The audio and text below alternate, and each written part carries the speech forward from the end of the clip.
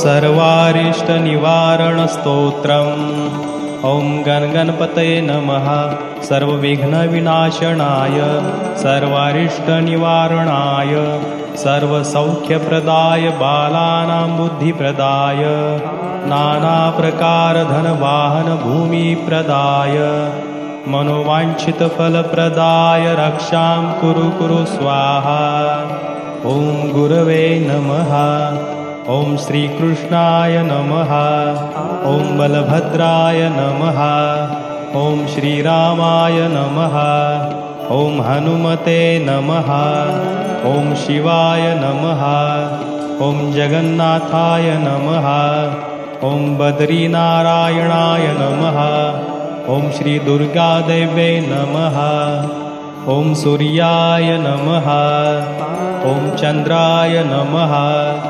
ॐ भौमाय नमः। ॐ बुधाय नमः। ॐ गुरवे नमः। ॐ भृगवे नमः। ॐ शनीश्वराय नमः। ॐ राहवे नमः। ॐ कुच्छनयकाय नमः। ॐ नवग्रहरक्षा कुरु नमः।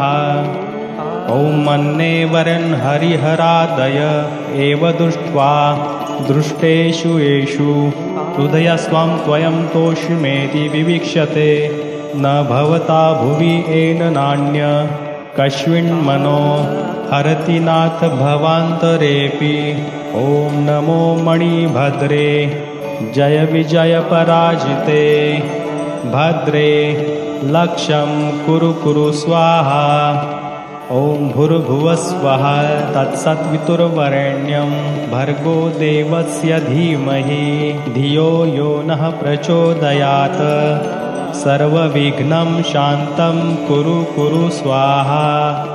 ॐ ऐं ह्रीं क्लीं श्रीबटुकभैरवाय आपदुद्धारणाय महानश्यामस्वरूपाय दीर्घारिष्टविनाशाय नानाप्रकारभोगप्रदाय मम सर्वारिष्टं हन हन पच पच हर हर कच कच राजद्वारे जयं कुरु व्यवहारे लाभं वृद्धिं रणे शत्रून् विनाशय पूर्णा आयुः कुरु श्रीप्राप्तिं कुरु।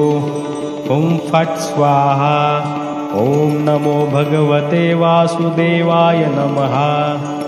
ॐ नमो भगवते विश्वमूर्तये नारायणाय श्रीपुरुषोत्तमाय रक्ष युग्मदधिकं प्रत्यक्षं परोक्षं वा अजीर्णं पच विश्वमूर्तिकान् हन ऐकान्निकं द्वान्निकं त्रान्निकं चतुर्हन्निकं ज्वरं नाशय चतुरग्निवातान् 18 शयान् रागान् 18 कुष्ठान् हन सर्वदोषं भञ्जय तत्सर्वं नाशय शोषय आकर्षय मम शत्रुं मारय उच्चाटय विद्वेषय स्तम्भय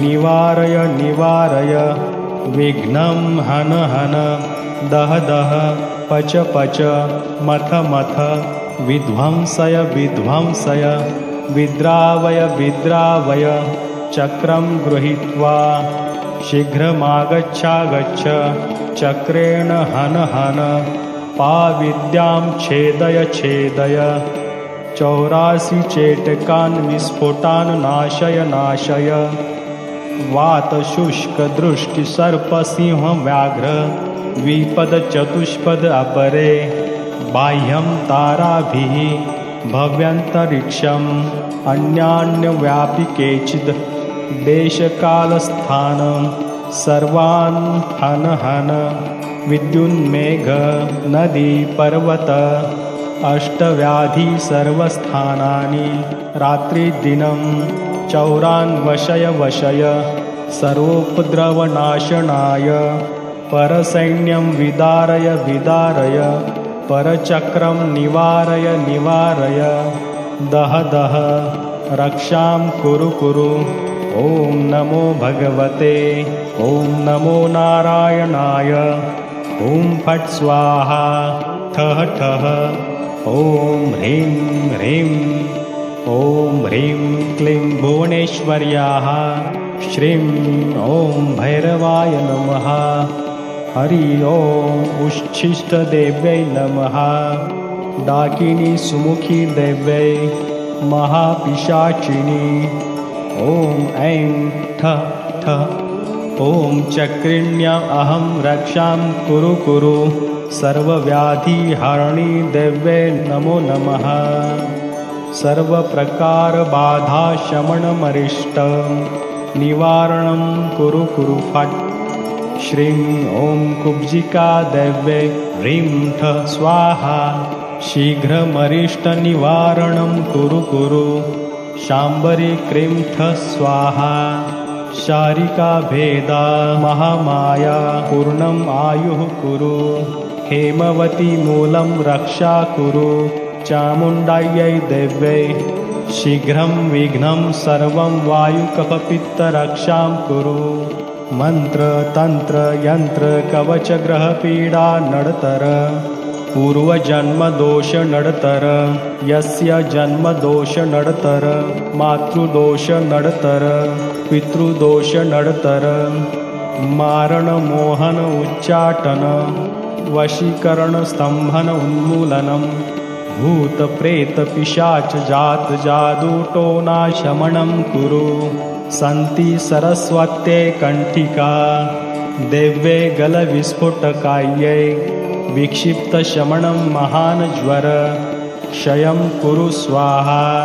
सर्वसामग्रीभोगं सप्तदिवसं देहि देहि रक्षां कुरु। क्षणक्षण अरिष्टं निवारणं दिवस प्रति दिवस दुःखहरणं मङ्गलकरणं कार्यसिद्धिं कुरु कुरु। हरि ओं श्रीरामचन्द्राय नमः। हरि ओं भूर्भुवः स्वः। चन्द्रतारा नवग्रह शेषनाग पृथ्वी देव्यै आकाशस्य सर्वारिष्टनिवारणं कुरु कुरु स्वाहा। ॐ ऐं ह्रीं श्रीं बटुकभैरवाय आपदुद्धारणाय सर्वविघ्ननिवारणाय मम रक्षां कुरु कुरु स्वाहा। ॐ ऐं ह्रीं क्लीं श्रीवासुदेवाय नमः। बटुकभैरवाय आपदुद्धारणाय मम रक्षां कुरु कुरु स्वाहा। ॐ ऐं ह्रीं क्लीं श्रीविष्णुभगवान् मम अपराधक्षमा कुरु कुरु। सर्वविघ्नं विनाशय मम कामना पूर्णं कुरु कुरु स्वाहा।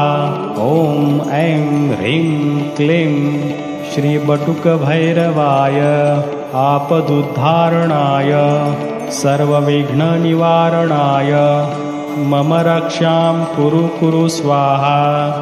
ॐ ऐं ह्रीं क्लीं श्रीं ॐ श्री दुर्गा देवी रुद्राणि सहिता रुद्रदेवता कालभैरवसह बटुकभैरवाय हनुमानसह मकरध्वजाय आपदुद्धारणाय मम सर्वदोषशमाय कुरु कुरु।